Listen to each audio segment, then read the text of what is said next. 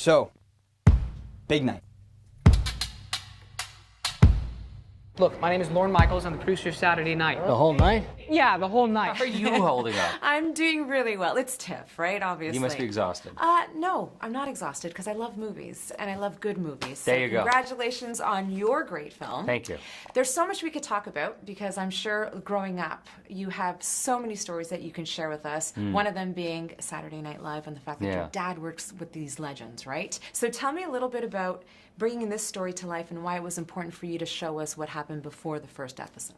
Well, I got to be a guest writer on Saturday Night Live in 2008, right after Juno. I got one sketch on the air, and I got to go through the whole experience of writing a sketch, going to table read, finding out I was going to be in the show, and then ultimately those minutes and seconds leading to them going live, which are like the World Series, NHL Finals, NBA Finals all rolled up in one. Yeah, what I find really interesting about it is when I was growing up watching Saturday Night Live, my mom didn't allow me to watch it, right? Yeah. She's like, you can't see it. Yeah. And you brought us into a world that a lot of people didn't know. Yeah. When I would tell people I was going to make a movie about the opening night of Saturday Night Live, people would go, cool idea, how the hell are you going to cast that? Yeah. And they were right. It's the most daunting casting assignment I've ever had. Fortunately, I have a brilliant casting director in John Papsidera who has kind of an expert eye for discovering talent. You know, he does all of Chris Nolan's films. You know, we put Timothy Chalamet in a movie before he'd ever been in a film 10 years ago.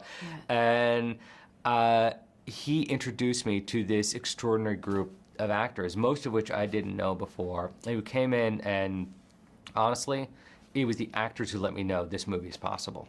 And the cast knew the assignment when they were cast for in this film. They're extraordinary. And now, Weekend Update. Good evening. Congratulations to all three of you. You understood the assignment. You really, really did. Thank you. You really, really did. And I know that Jason made it a little challenging for you guys because if your person you were portraying was alive, you were not allowed to contact them. Well, someone cheated. I You cheated? Yeah. Oh my God. Does he know that?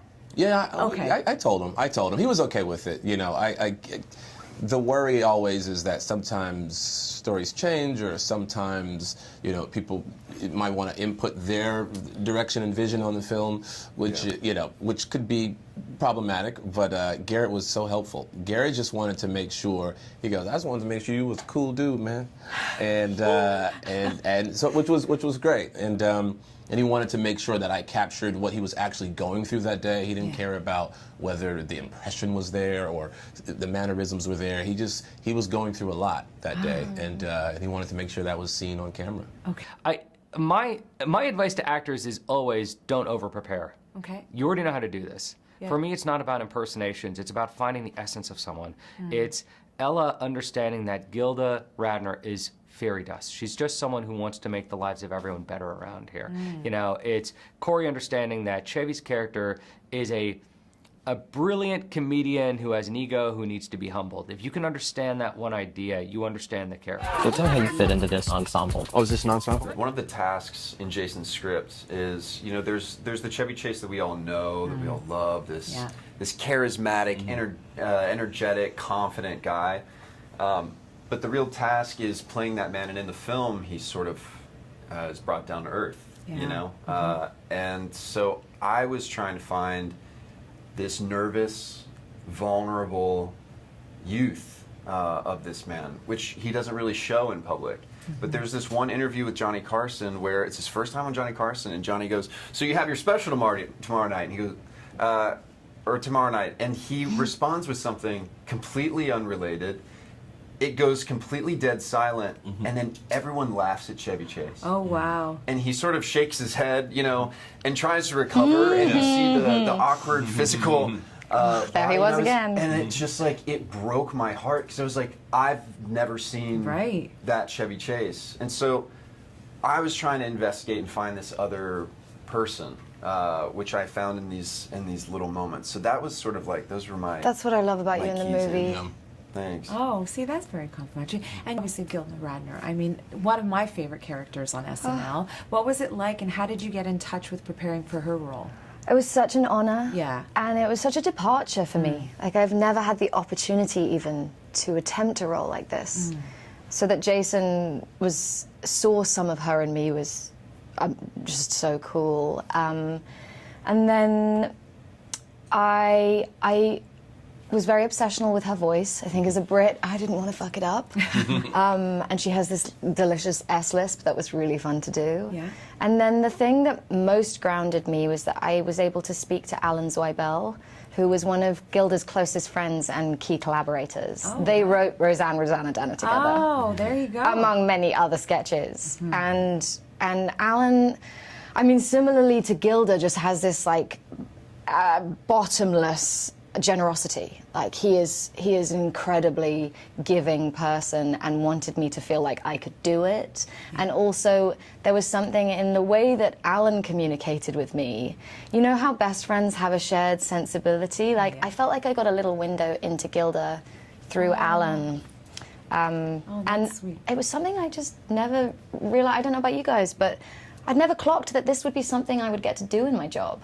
Like to get to speak to a person who was really touched by someone we were playing, and I'm rambling. No, a little experience of nonfiction. Yeah. In the work, doing research, not just to build a character, but to like really know real people. Yeah. You were obviously portraying real people in the 70s, and I know that Jason went out of his way to make you guys feel like you were constantly living in the 70s. Oh yeah. Did that help you guys prepare for your role and be in character all the time? Absolutely. Yeah. Absolutely. You can't help but get immersed into that universe, you know, when you're surrounded by things from that universe. You know, as performers, we look for things that help us get to that place, whether it's the costumes, the makeup, the hair, the dialect, you know, all those things contribute to getting there. But the surroundings, the set design, this stage is an exact replica of the detail is uncanny. It's insane. Every little detail, the stairwells, you name it. We were also all together all the time, basically. Yeah. And so we really felt like a collective, and seeing each other in our downtime, because we shared this cast camp, which the set deck team, I think they were maybe more proud of what they did to cast camp than the set. Yeah. They were so excited. Camp? Yeah. Really? They were so excited to show it to us. But just seeing how people were in their downtime and who needed to go off with a book sometimes, and like who was playing ping pong, and that to me like really informed the shoot. I mean, we're 90 minutes of live television by a group of 20-year-olds who have never made anything.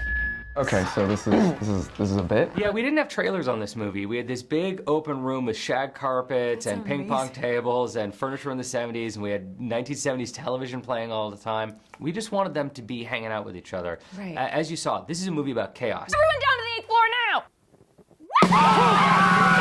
There's almost no like one-on-one scenes in this film. No. So it's all about the way that they get along, the way that they build confidence together. And we also wanted them to feel kind of like that raucous group of people in their young 20s who rip television out of the hands of another generation. I love Gabriel. I'm a little biased about Gabriel because he's from Montreal, so I'm from Montreal as well, but I think he is so amazing in this film, and he shines brighter than ever. Yeah. Tell me a little bit about his portrayal of Lorne Michaels. Do you even know what the show is? Did anyone ask Edison what a light bulb was before he harnessed electricity? Who are you in the metaphor? There was a moment that I met Gabriel LaBelle standing next to Steven Spielberg at a Fabelmans screening. Yeah. And this young man in his early 20s was holding his own, almost holding court next to the greatest director of all time. And I just thought, who is this kid? And it was the moment I felt like I had met Lorne Michaels. Wow. Yeah. That's a huge compliment for Yeah, him. there was a strength, there was a confidence, there was a storytelling to him. And look, what I saw in Lorne Michaels was, I know what it's like to have an idea and not be able to articulate it. To be able to say, you'll know it when you see it. And Gabe had that sense of magic in him. He had a dreamer's eye. Yeah. And I knew that he could lead this cast. Has Lorne seen it? You know, everyone around Lorne has seen it, and I received a lovely message from Lorne about a week ago. Hey, are you going to tell us what it says? I wish I could. He's a private guy. I'm All a right. private guy. Okay, no problem. There weren't any emojis. A lovely message. Any chance that they're going to host SNL? Who? The cast. Oh, wouldn't that be amazing? That would be amazing. Yeah. Let's make it happen. Hey, Am I the first person to ask you that? you are, and I think it's a great idea. Well, if it happens, I want to be at that. You want credit? I want credit, and I want to be at that live taping of SNL. Yeah. So I'm hoping you guys are going to be hosting SNL to promote the film. Thank you for saying Wouldn't so. that be a great idea? It would be right? delightful. Look in there and then ask Lorne if he could. Lorne Michaels, I am a nobody, but I think it would be a great idea for this cast of Saturday Night to host SNL. Yes, There you go. yes, and if this happens, I would like a seat at that show. Just have to make it to air. Live from New York,